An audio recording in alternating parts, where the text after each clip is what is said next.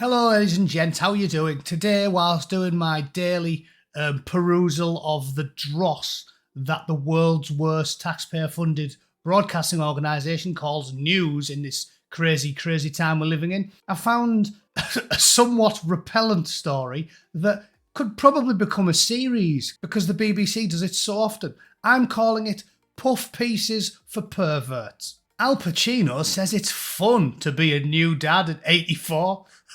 Yeah, what Al Pacino really means is it's fun to tonk a 20-year-old woman when you're old enough to be a great granddad.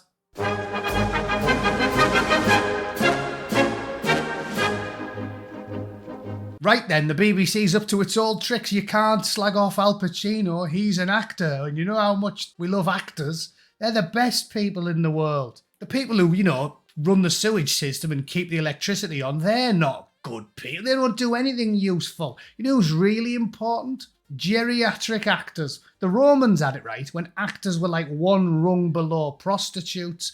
Now we've got this weird idolatry where we worship crusty old degenerate perverts who tonk 25-year-old women, knock them up, and then when they do an interview with the BBC, answer softball questions the whole time because nobody's got the balls to say, should you really be rattling a 20-year-old, Al, you filthy, filthy devil? The Godfather has never been a godfather. At least, he's pretty sure that's the case. One of the biggest film stars of all time, Al Pacino is sitting in a suite in a Beverly Hills hotel, looking surprised at the idea that this is an honour which has passed him by. I'm not convinced, but I don't hang with people who'd ask me that, I guess. No, it's because you've probably got no real friends.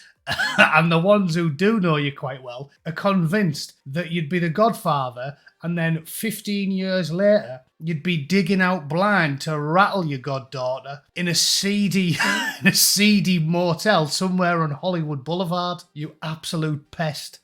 I don't remember anybody asking me that. I wonder why. If you are Al Pacino's godchild and he's forgotten, as his character Michael Corleone famously said in The Godfather, it's not personal. It's not personal, love. Bend over.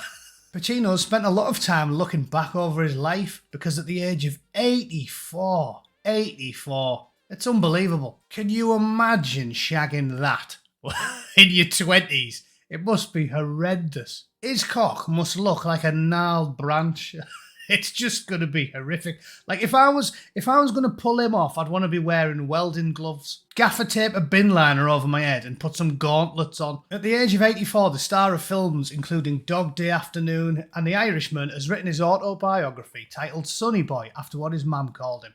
He explains part of the reason he wanted to commit his life to paper was becoming a father for the 4th time last year, aged 83, to a 16-month-old boy. I want to be around for this child, and I hope I am. Unless you're planning to give Mum-Ra the ever-living a run for his money, I don't think you're going to be around very long for him, are you? I mean, you might enact some of those hideous, blasphemous rites that Hollywood producers and actors are famous for these days. Maybe he'll extend his life for a few years by some unholy means, but probably not. Probably not. And there he is, looking like death warmed up, out for a walk with the money-hungry, ankle-grabbing, yo-yo-knickered Jezebel, Nua Al-Fala, who obviously isn't with him anymore. They are co-parenting, however, but most of his day-to-day involvement is limited to online contact. You do surprise me, Al.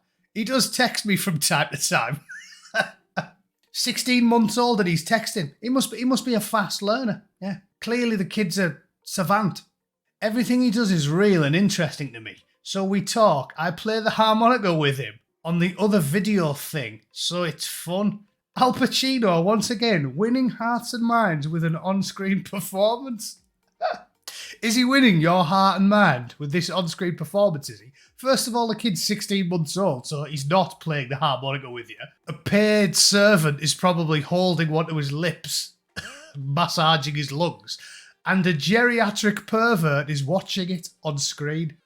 If the nurse is fit, he'll probably be pulling himself off while he's doing that as well. Talking about his film roles, he talks about how Scarface has a special place in his heart. And then they talk at length about some of his films and how much he admires some other younger actors. One of them, funny old thing, is Leonardo DiCaprio, who also has a penchant for rattling women half his age and then tossing them aside like a used parking ticket. And then at the end he points out that Pacino hasn't got a Hollywood star on the Walk of Fame, and he asks his assistant if he can somehow get it to happen for him. Yeah, sure, I want one. At 84, Pacino is still a man with Hollywood dreams. Brilliant, that, innit? So it's just a puff piece for a dirty old man. I love that.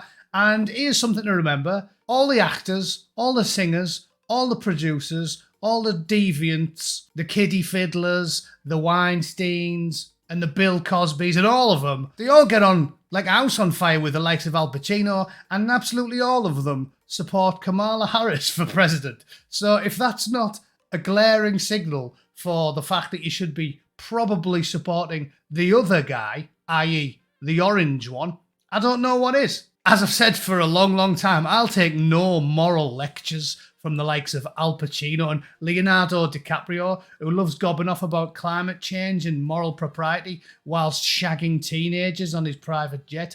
I don't take any lessons from any of these people. They're all in bed with the journalists, which is why the BBC loves metaphorically sucking them off on their website. And the actual fact of the matter is they are truly repellent human beings, and if they tell you to go left, you should always go right. Okay? I'll put the link to that in the description. It's interesting to read the fawning adulation that these hand-wringing sparrow-bone scumbags at the BBC have for wretches like Al Pacino. But yeah, it's always interesting to read for yourself. Okay? Thanks for tuning in. Short one today. I've got work to do. See you soon. Take it easy. Cheers.